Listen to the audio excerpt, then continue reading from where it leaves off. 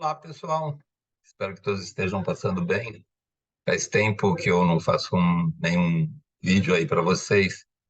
Como estão se aproximando as provas aí de farmácia hospitalar, muitos alunos têm me pedido para falar alguma coisinha aí sobre farmácia hospitalar, para relembrar alguns conceitos, né? E eu queria então aproveitar que a gente teve então a prova do ENAD agora em novembro, e lá nessa prova caíram duas questões de farmácia hospitalar, e eu queria aproveitar e discutir essas questões para vocês e fazer algumas abordagens que talvez possam ajudar vocês aí nos estudos. Ok? Vamos lá? Eu vou compartilhar aqui a tela com vocês.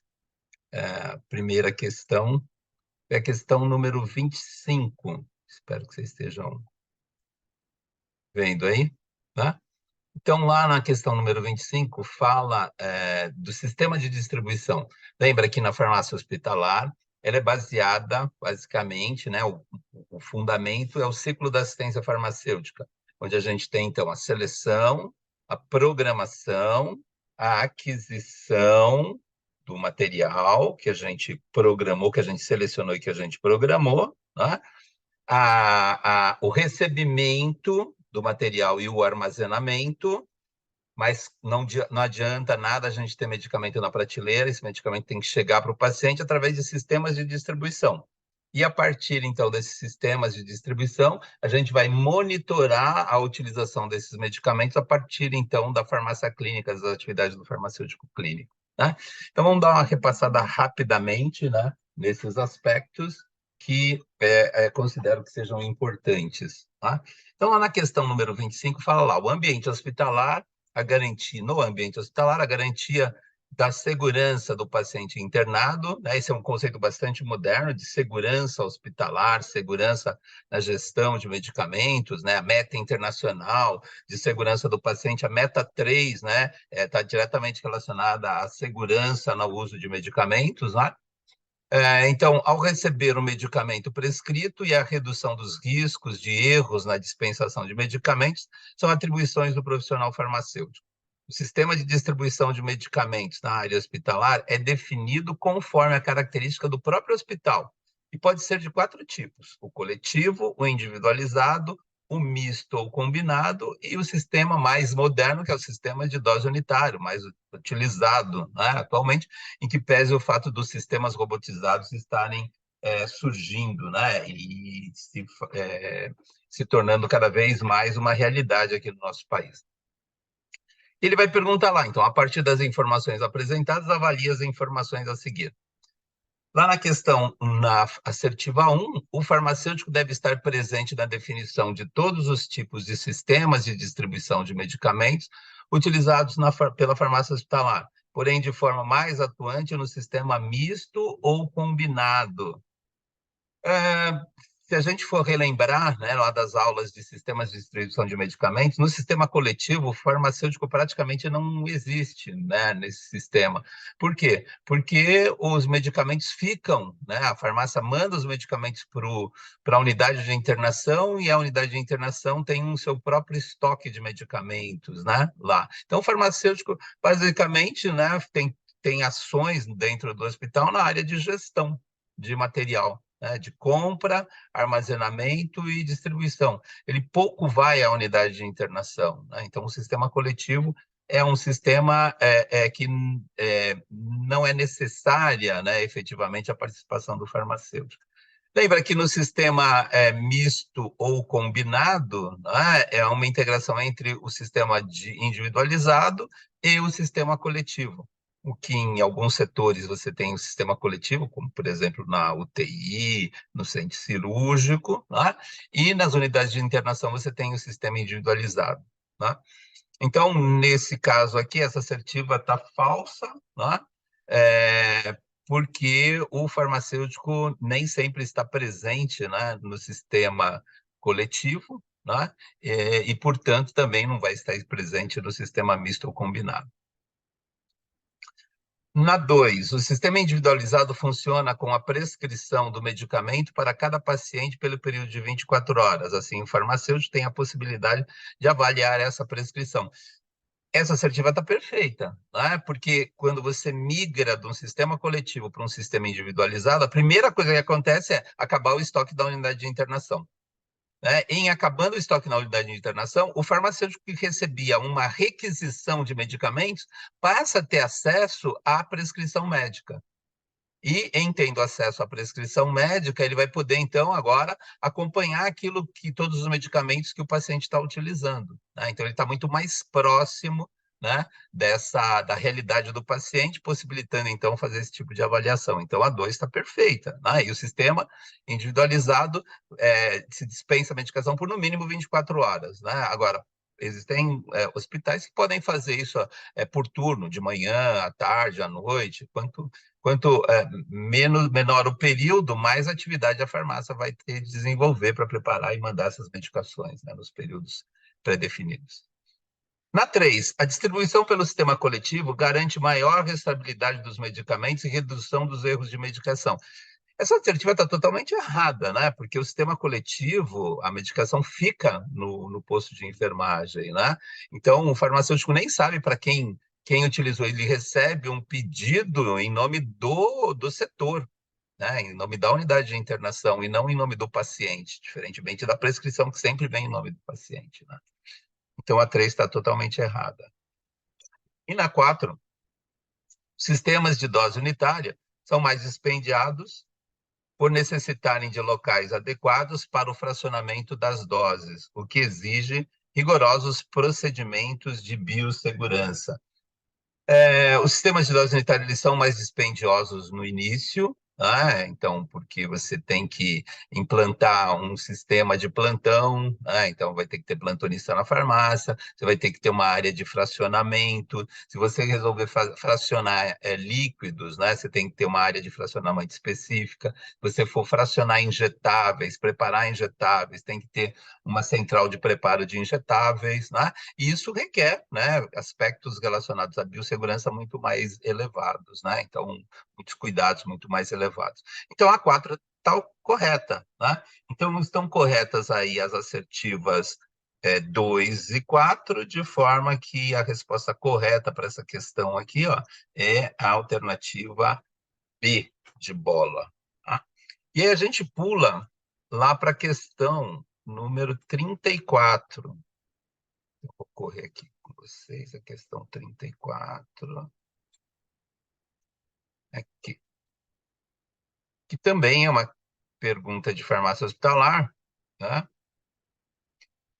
Onde ele vai falar lá, né? E essa é uma pergunta basicamente de gestão de estoque. Então, ele entra na parte lá de programação. Lembra que lá na programação a gente tem que definir quanto que a gente vai precisar, né, de estoque de material para atender uma determinada demanda por um período de tempo, né? Então, para isso, é muito comum quando a gente faz o processo de seleção, a gente utilizar o perfil epidemiológico do hospital. Então, por exemplo, se é um hospital de doenças infecto-contagiosas, a gente vai precisar de muitos medicamentos relacionados a tratamento de infecções, fungos, micro-organismos, bactérias, né, leveduras. Então, todo o elenco de medicamentos vai estar direcionado para os aspectos epidemiológicos das atividades daquele hospital. Tá? Então, a gente tem que levar isso em consideração também no processo de seleção. Tá? E, para determinar qual a quantidade que a gente precisa, a gente tem que lembrar daqueles conceitos lá de ponto de reposição. Tá? Então, como a gente vou ler o enunciado aqui e depois a gente volta para ver as assertivas. Tá? Então, existem vários métodos que podem ser empregados no processo de programação de compra de medicamentos, e todos apresentam vantagens e desvantagens na sua utilização. Além disso, existem situações em que um método pode ser mais adequado que o outro, combinando-se variáveis que podem ser ajustadas de acordo com as especificidades locais. Com relação à programação, sazonalidade e consumo mensal de medicamentos, avalie as afirmações a seguir. Então, só lembrando aqui vocês, eu vou parar esse compartilhamento e vou subir um outro compartilhamento aqui, que é uma apresentação que a gente tem lá de uma das nossas aulas.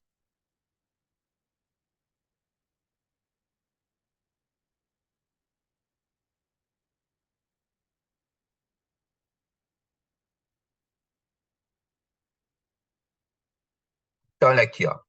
Então, dentro da programação, a gente tem que levar, então, alguns parâmetros que são importantes. O principal parâmetro é o consumo médio mensal, né, que é o consumo médio do mês.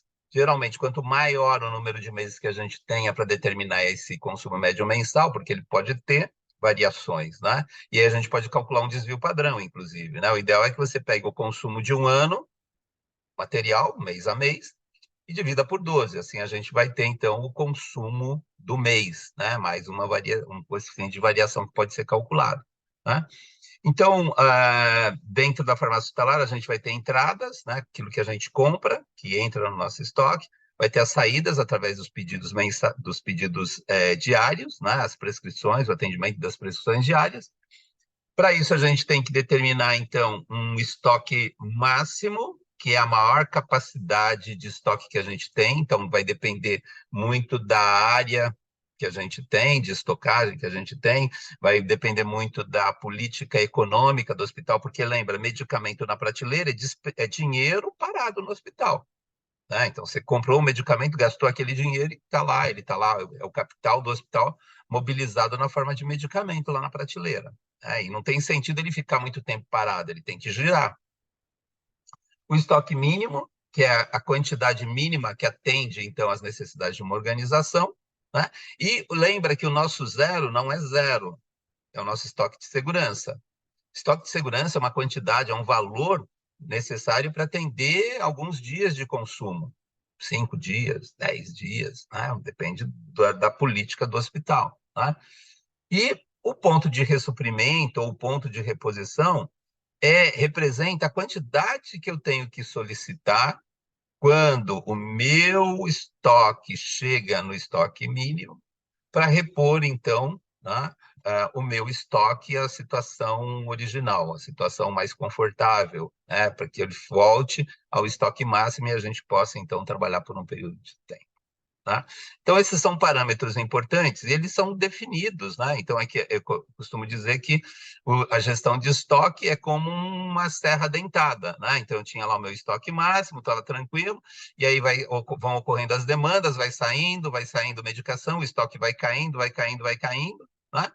Então, ele chega ali no estoque mínimo, chegou ali no estoque mínimo, então ele está ali próximo, eu já tenho que, quando ele chega no ponto de reposição, ou seja, aquele número mágico que me diz, faz o pedido, faz o pedido. Quando eu faço o pedido, né, eu tenho que esperar um intervalo de reposição, um tempo, que é para que esse pedido possa ser processado, né, para que as empresas possam mandar os orçamentos, para que a instituição possa analisar qual a melhor proposta, né, levando em consideração sempre dois critérios, qualidade e preço, né, e se decide, então, comprar. Né, e lembra, quando a gente decide comprar, o fornecedor tem um tempo que ele pode entregar esse material, que é o prazo de entrega. Né? Nem sempre os distribuidores têm um medicamento na hora para entregar. Né?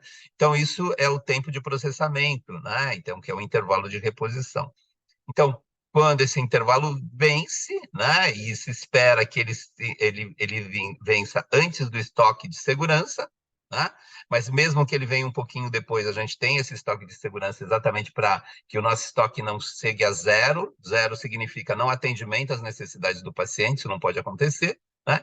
E quando o meu pedido chega, o meu estoque volta ao normal, volta ao estoque máximo e assim sucessivamente. Né? Então, são alguns parâmetros que a gente tem que levar em consideração para determinar, então, principalmente qual é o valor, qual é o número, qual é esse ponto de reposição quando eu tenho que, significa quando eu tenho que pedir. E qual a quantidade que eu tenho que pedir? É o lote de reposição, para repor o meu medicamento, né, as minhas necessidades para o meu estoque máximo. Então, aqui, ó, o tempo de ressuprimento, né, o tempo em meses, né, o tempo que compõe, então, o tempo de processamento interno e o prazo de entrega. O tempo de estocagem, que está diretamente relacionado, então, ao estoque mínimo, né? Estoque mínimo é o consumo médio mensal mais o estoque de segurança.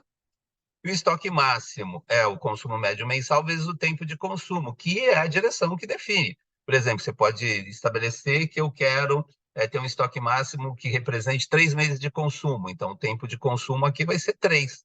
né? Porque lembra, a gente não pode trabalhar com dias. Por quê? Porque o nosso parâmetro principal é mês, consumo médio no mês, mensal. Eu tenho que trabalhar não com dias, mas com mês. Então, 30 dias representam um mês, então eu tenho que fazer a conversão. É como fazer um cálculo onde você vai utilizar grama e você calcula em miligrama. Né? Então, você tem que fazer a conversão de miligrama para grama, né? Que é a mesma coisa, eu tenho que fazer a conversão de dia para mês. E muitos alunos erram os exercícios por conta disso, por não fazerem essa conversão. Tá? Então, por exemplo, se a política do hospital é ter estoque para 3 meses de consumo, então eu vou multiplicar o consumo médio mensal por 3, né? 3 meses, 90 dias. Né? E o estoque de segurança, então, é o consumo médio mensal vezes um fator de segurança, que representam dias de consumo. Por exemplo, 10 dias de consumo, então é o consumo médio mensal, né? Dividido por 3, que representa, então, 10 dias. Se o consumo médio é do mês, 10 dias de consumo representa, então, é só dividir por 3, que a gente vai ter 10 dias de consumo, ok?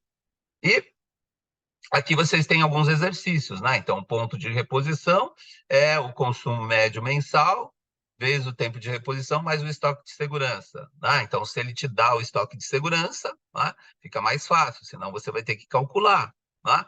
Então, nesse primeiro exercício aqui, ó, calcular o ponto de reposição do fluconazol, 150 miligramas, para um consumo mensal de 800 cápsulas e o tempo de ressuprimento de 30 dias, e o estoque de segurança de 400 unidades. Né? Então, olha, olhando aqui a formulinha, né? Consumo médio mensal é 800, tempo de reposição é 1, né? Porque 30 dias representam um mês. Né? Se você colocar 30 aqui como tempo de reposição, você vai errar, você vai ter um número absurdo. Né? Porque que não retrata a realidade. Né? O consumo médio mensal é 800. Então, o consumo de 2 meses é 1.600. Então, se você obtém aqui um número de 20 mil e alguma coisa, totalmente errado, totalmente fora de nexo. Né? E o estoque de segurança é o estoque de 15 dias. Né? Então, se o consumo do mês é 800, 400 representa o estoque de 15 dias. Né? Então, é dado aqui. Então, para calcular isso, né, é só colocar lá. Então, o ponto de reposição é 800, vezes o tempo, o consumo médio mensal 800, vezes o tempo de reposição de um mês, mais 400, que é o estoque de segurança, dando um total de 1.200 cápsulas. Perfeito? Então, o ponto de reposição é 1.200 cápsulas. Então, quando o meu estoque bater lá 1.200 cápsulas, eu tenho que pedir, ok? Quanto que eu vou pedir? Vou pedir o lote de reposição. O lote de reposição é o estoque máximo menos o estoque de segurança. Então, determino qual é o estoque máximo, né, através da formulinha, e subtrai do estoque de segurança, a gente tem, então, a quantidade que a gente tem que solicitar. Tá ok? É,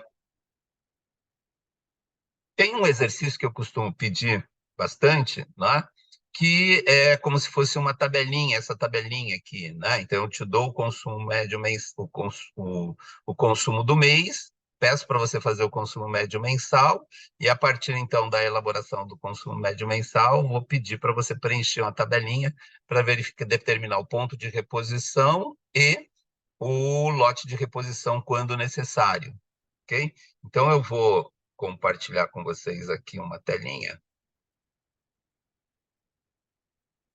de um desses exercícios que é clássico.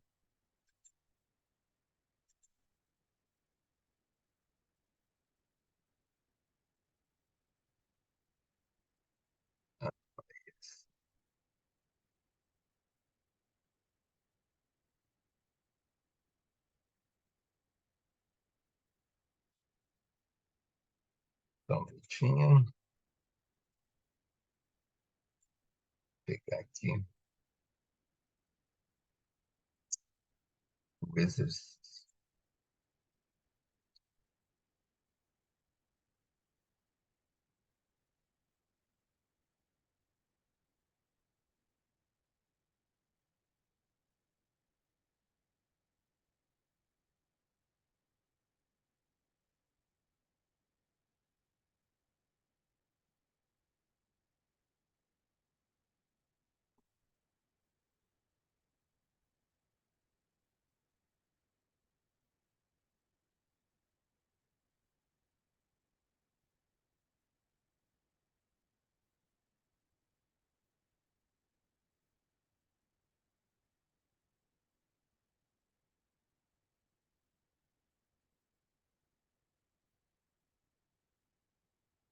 Aqui.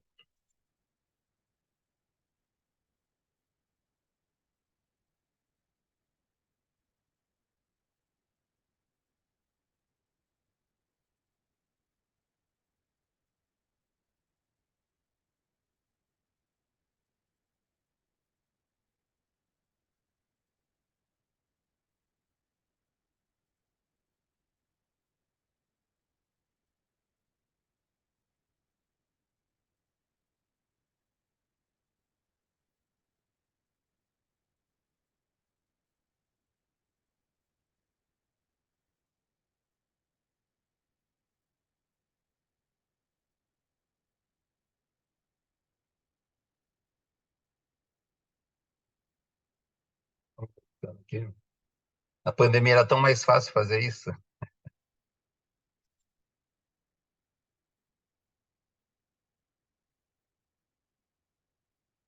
Aqui.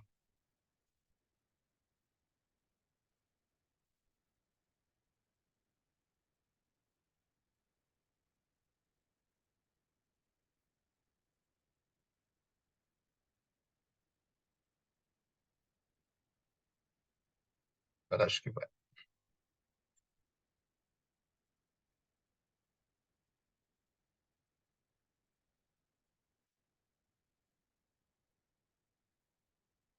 Então, esse exercício aqui. Então, a gente tem aqui, ó, a adrenalina, 1/1000, estoque anterior 285, saída 50, estoque atual 235. E o consumo médio mensal de 60. Né? E aqui a gente tem os parâmetros. Né? Aqui, né? Então, o estoque, pontos de reposição, consumo médio mensal, vezes o tempo de espera. Né?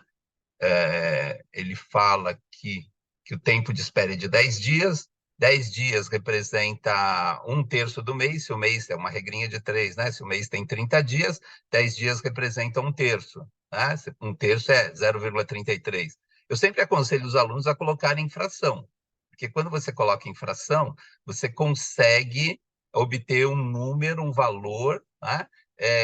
Que não vai dar um número quebrado. Então, sempre vai dar número inteiro. Se você usar decimal 0,33, 33, 33, vai te dar um número quebrado, como resposta. Tá? E lembra, não existe meia ampola, existe um número inteiro de ampolas, não existe meio comprimido, né? Ou é um ou é dois. Tá? É, então, o tempo de espera é 10 dias, né? O estoque de segurança é o estoque de 10 dias, então é o consumo médio mensal vezes 10 dias. Então é a mesma coisa que consumo médio mensal dividido por 3, né? Ou seja, o consumo de 10 dias, né? Então, consumo médio mensal dividido por 3. Então, vamos pegar o primeiro exemplo aqui, ó, adrenalina, consumo médio mensal é 60. Né? Então, o estoque de segurança é 60 dividido por 3, que vai dar 20. Né? Então, para fazer esse exercício aqui, a melhor coisa é a gente transformar essa fórmula do ponto de reposição, que ele está pedindo aqui, ó, o ponto de reposição, tem o estoque de segurança, mas ele quer basicamente saber se você vai ter que comprar ou não esse produto. Tá? Então, se você tiver que comprar, você vai calcular o lote de reposição, que é essa formulinha aqui, ó, estoque máximo menos o estoque de segurança. Ok?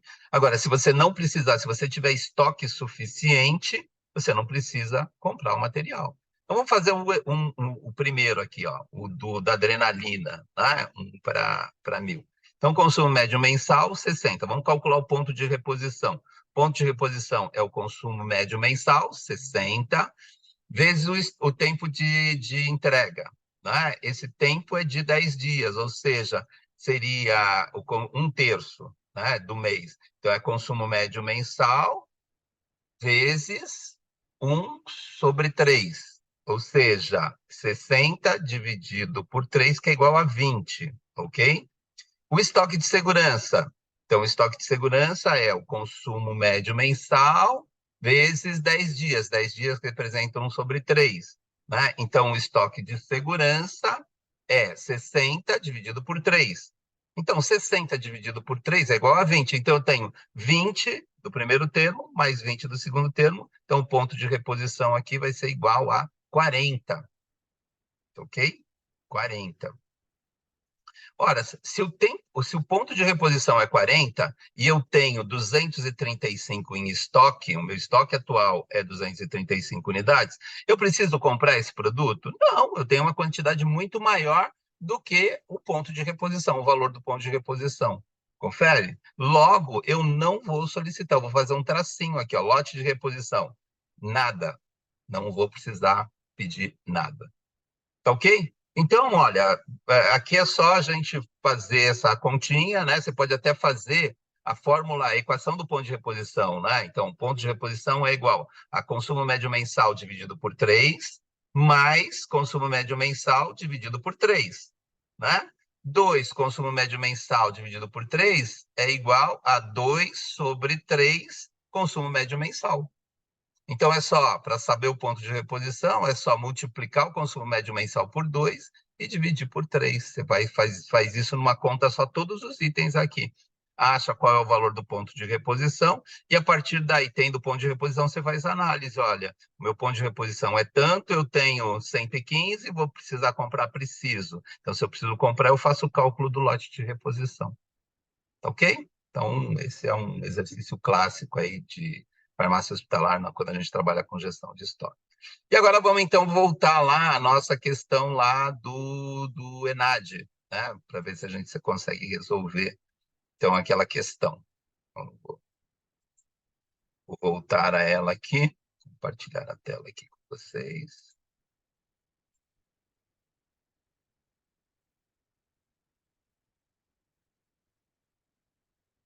Então, tá aqui.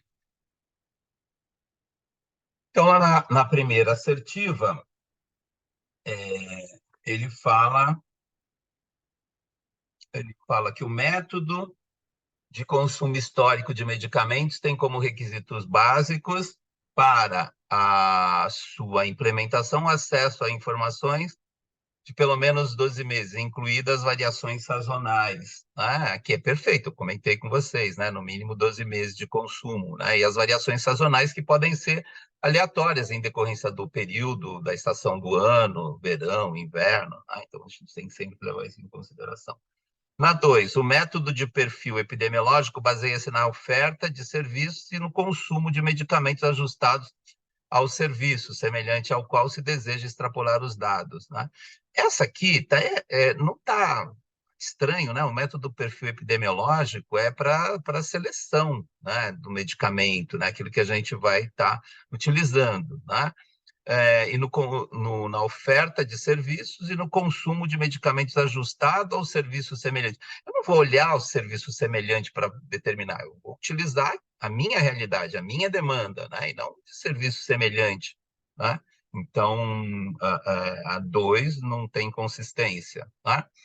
Na 3, o conceito de estoque mínimo é utilizado para evitar ou reduzir as chances de desabastecimento, e se baseia na relação entre a demanda real e o tempo de abastecimento. Lembra? O estoque mínimo é o consumo médio mensal mais o estoque de segurança. E o estoque de segurança leva em consideração, né, um tempo para abastecimento, o tempo necessário para que aquele medicamento chegue. Né? Então, são alguns dias de consumo. Né? Então, essa assertiva é correta. Ok? E lá na 4, o ponto de ressuprimento associado ao estoque mínimo e às variações de doenças sazonais deve ser menor ou igual ao estoque mínimo planejado, evitando-se assim o risco de desabastecimento ou desperdício. Tecnicamente, né, se eu tenho uma quantidade muito maior do que aquela que eu preciso, pode ocorrer perda por validade, pode ocorrer perda por extravio de material, né? Mas acontece que o ponto de ressuprimento é aquela quantidade que vai demandar um pedido de reposição de material, né? Um pedido para repor o meu material ao estoque máximo. Né? Então, esse ponto de reposição, né, ele sempre vai ser maior do que o estoque mínimo, perfeito? E nunca igual ou menor do que o estoque mínimo, ele é sempre maior, né? Porque ele demonstra, porque quando chegou lá no estoque mínimo, pode ser que demore um determinado período para que esse medicamento chegue e que leve o meu estoque zero, que leve a falta. Então, o ponto de reposição é um número que está entre o estoque mínimo e o estoque máximo, né? De forma que, na hora que atingir aquele valor, eu constatei através do meu relatório que atingiu o valor, eu tenho que fazer o pedido de reposição o mais rápido possível para que depois de algum tempo esse material chegue e volte, o meu estoque volte ao estoque normal. Tá ok? Então, a 4 está errada, então a gente tem como correta aqui ó, as assertivas 1 e 3, que dá lá, então, a alternativa B de bola. Tá? Bom, e para finalizar, né, que eu já estou aqui falando bastante com vocês, vamos falar de um exercício que é muito comum na comissão de suporte nutricional. Lembra que o farmacêutico atua em diversas comissões, né? Então, a comissão de seleção, né, que é a comissão de padronização de medicamentos, ou a comissão de farmácia e terapêutica, que tem como objetivo selecionar os medicamentos que o hospital vai precisar, né?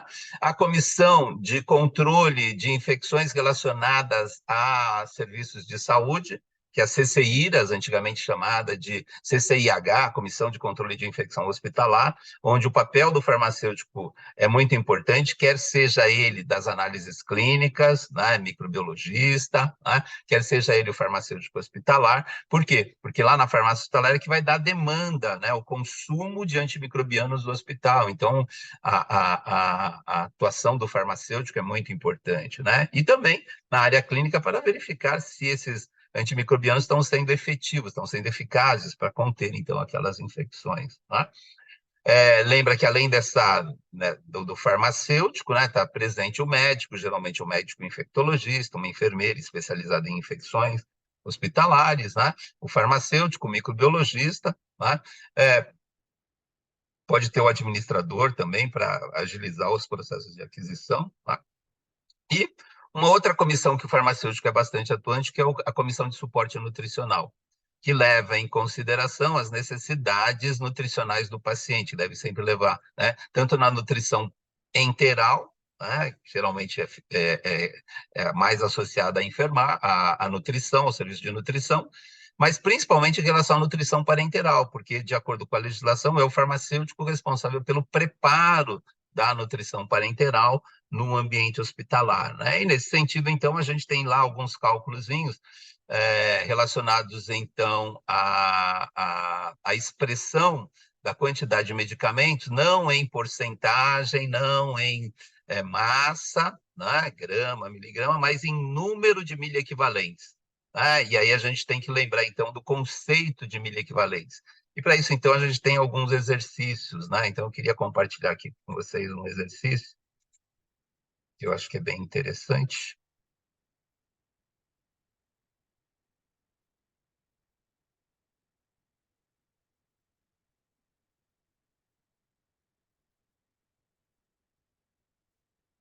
Que é esse aqui.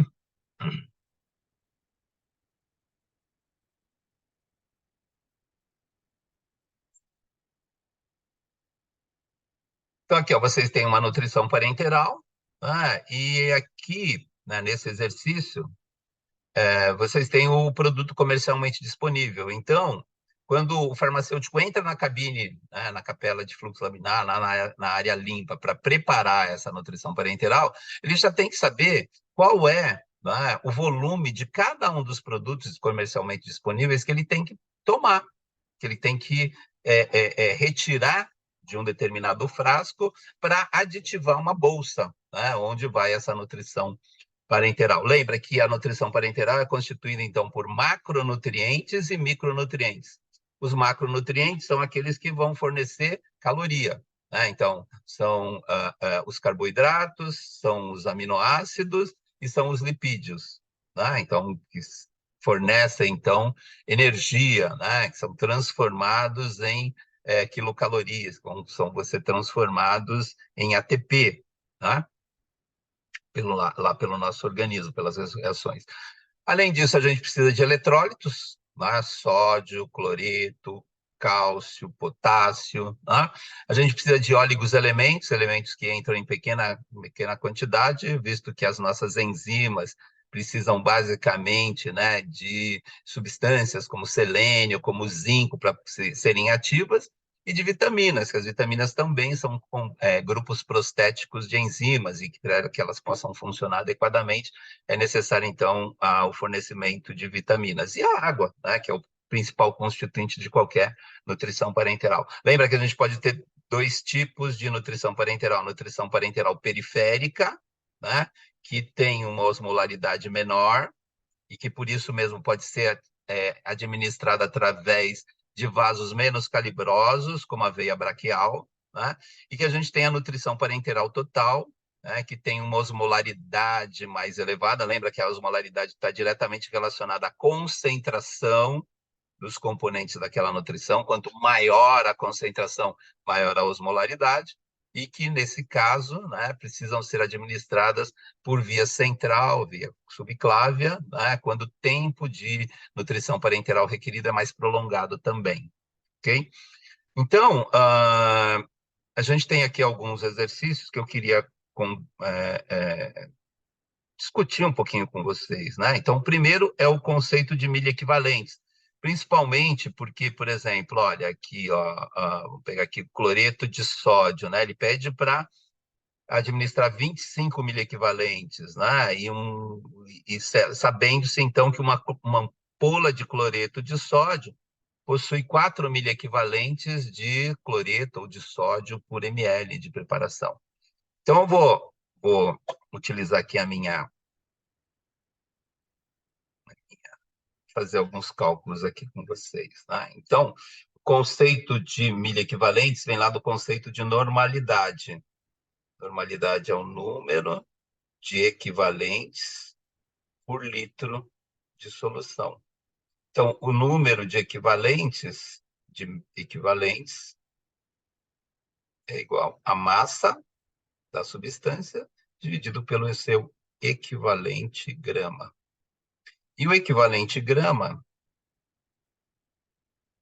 é igual à massa atômica, se eu estiver falando de átomo, potássio, cloreto, por exemplo, ou a massa molecular, se eu estou trabalhando com uma molécula, dividido pela valência. Valência é o número de elétrons ganhos ou perdidos daquele átomo. Então, por exemplo, lá no cloreto de sódio, vou pegar aqui, NaCl, em meio aquoso, vai ocorrer a dissociação de sódio mais cloreto menos. Isso aqui é uma ligação iônica. Tá? Como o cloreto é mais eletronegativo que o sódio, lembra? Né? A escala de eletronegatividade é um velhinho alemão chamado von Cloro-Brisich. Né? Então, o cloro é mais eletronegativo que o sódio. Logo, em meio aquoso, quando essa molécula aqui se dissocia, o cloro vai levar o elétron para si.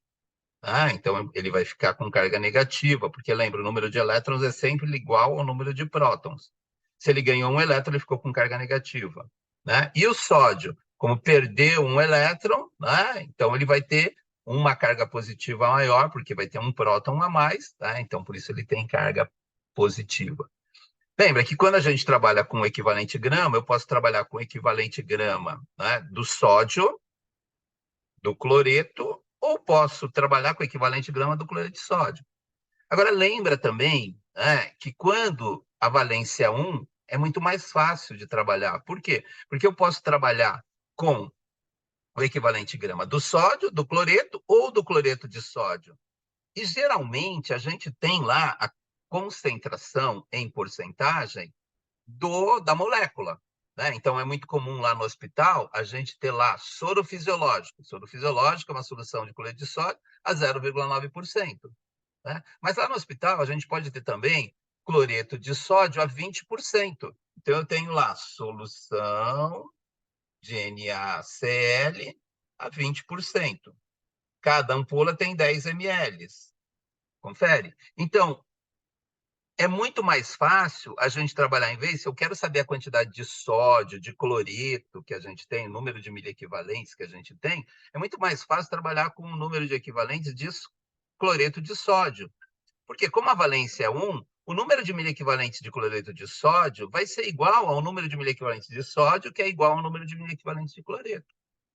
Confere?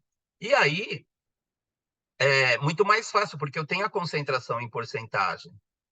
Confere? Então, vamos pegar, por exemplo, né, vamos tentar descobrir quantos miliequivalentes eu tenho numa ampola de cloreto de sódio a 20%. Né? Então, o número de equivalentes é a massa dividido pelo equivalente grama. O equivalente grama, o cloreto de sódio, e lembra, a gente sempre vai ter que ter a massa atômica e a massa molecular. Né? Então, no caso aqui, ó, o sódio é 23, a massa atômica, e o cloreto é 35,5. Então, a massa molecular vai dar 58,5. O quê? Gramas. Tá ok? Então, o número de o equivalente grama, né, é a massa molecular, 58,5, dividido por 1, que a valência aqui é 1. Um átomo do cloreto ou um próton do sódio. Então, a valência é 1. Então, o equivalente grama é 58,1. Então, o número de equivalentes nessa ampola, número de equivalentes, vai ser a massa dividido por 58,5. Confere? Agora, quanto que eu tenho de cloreto de sódio em uma ampola a 20% de cloreto de sódio? Então, lembra que 20% é igual a 20 gramas de NaCl em 100 ml. Tá? Como eu tenho 10 ml de solução, em cada ampola eu vou ter X. Tá? Se eu tenho 20 em 100, então aqui é só fazer aquela regrinha de 3, né? Então, C somente C. X for igual a 10 vezes 20 dividido por 100. X vai ser igual a 2 gramas. Confere? Então, o número de equivalentes de NaCl, que é a mesma coisa, é o mesmo número de equivalentes de sódio, que é o mesmo número de equivalentes de cloreto, vai ser igual, então, a 2 dividido por 58,5. 2 dividido pelo 5, eu não fiz isso aqui antes, vou ter que fazer aqui para vocês. 2 dividido por 58,5 é igual a 0,034 equivalentes. Lembra que o equivalente é a milésima, o milha equivalente é a milésima parte do equivalente, né? Então, um equivalente é igual a 1.000 milha equivalentes. Então, se eu tenho o equivalente, é só multiplicar por 1.000, né? Então, o número de equivalentes vai ser igual a 1.000 equivalentes, isso é igual a 34. Então, numa ampola de cloreto de sódio a 20%, essa ampola tem 10 ml, eu tenho 34 miliequivalentes de cloreto de sódio, 34 miliequivalentes de sódio e 34 miliequivalentes de cloreto. Ok? Então, com isso, a gente consegue resolver, né, exercícios que tratam, então, do número, né, que expressam a quantidade de eletrólitos. E lembra que normalidade, né, ou número de equivalentes só é válido para ácidos fortes, bases fortes e sais, porque sais sofrem dissociação em meio aquoso, né? Então são chamados de eletrólitos. Lembra que essa regra só vale para eletrólito, não vale para glicose, porque glicose não sofre dissociação em meio aquoso, ureia não sofre dissociação. Então a gente não fala de número de miliequivalentes, a gente não fala de normalidade quando a gente trabalha com glicose, com ureia, né, com substâncias que não sofram dissociação em meio aquoso. Tá ok? Então, lá no meu canal do YouTube, vocês encontram, então, outros exercícios, inclusive exercícios que envolvem cálculos de ligação, como nesse caso aqui, ó. Né? Então, você tem lá, pede para preparar 200 ml de uma solução contendo 40% de dextrose, a partir de uma solução a 50%, é comum no hospital a gente ter glicose a 50%, ampolas, e glicose a 20%. Né? Então, lembra aqui que aqui ó, a gente tem que ter aquela regrinha lá, né? Do tenho, quero e proporção. O que, que eu tenho? Eu tenho solução. Lembra que começa sempre do menor para o maior. Eu tenho solução a 20% e tenho solução a 50%. O que, que eu quero? Eu quero solução a 40%. Confere? Então, aqui, ó, aquela regrinha, ó, este menos esse vai dar esse. Então, 50 menos 40 é 10. 10 o quê? 10 partes. Partes do quê? De solução a 20%. E aqui embaixo, ó, este menos este vai dar esse. Então, 20 menos 40 vai dar 20. 20 partes. 20 partes do quê? Da solução a 50%. Né? Eu não sei quanto que é 10 partes, nem sei quanto que é 20 partes. Mas se eu somar o todo aqui, ó, eu sei que isso aqui é igual a 30 partes. E qual é o volume de 30 partes? Ele está pedindo aqui, ó, 30 partes representa 250 ml. Então, se 250 ml representa 30 partes, cada parte vai representar 250 dividido por 30, né? Que vai ser igual a... vai dar um número quebrado. Né? Então, com isso, eu acho quanto vale uma parte, quantos ml equivale a uma parte, e aí eu vou determinar, então, se a solução de cloreto de sódio de glicose a 20% corresponde a 10 partes, uma parte é tanto, 10 partes é X. É só fazer uma regrinha de 3, tá? Vocês encontram diversas aulas lá no meu canal do YouTube, tá? Explicando como faz esses gráficos, esses exercícios aqui, né? Então, a gente tem lá aula de milha equivalentes, aula de cálculos de ligação, né? Então, vocês podem se utilizar, então, dessas aulas prévias que já estão lá no meu canal do YouTube. E por falar no meu canal do YouTube, né? O ano que vem eu vou ter mais tempo para poder preparar aulas e poder gravar para ajudar vocês aí no desenvolvimento aí das suas atividades profissionais ou dos estudos lá da universidade, né? Então, e aí, para que chegue para mais pessoas, é importante, né, que tenha um maior número de pessoas que se associem ao canal. Então, dá um ok, dá um joinha lá no canal, né? Se inscreve no canal, que quanto mais gente tiver inscrita, para mais gente vai chegar essas videoaulas que a gente faz aqui, tentando ajudar vocês aí a melhorarem seu desempenho, né? E eu agradeço, então, aí a disponibilidade de vocês e um grande abraço a todos.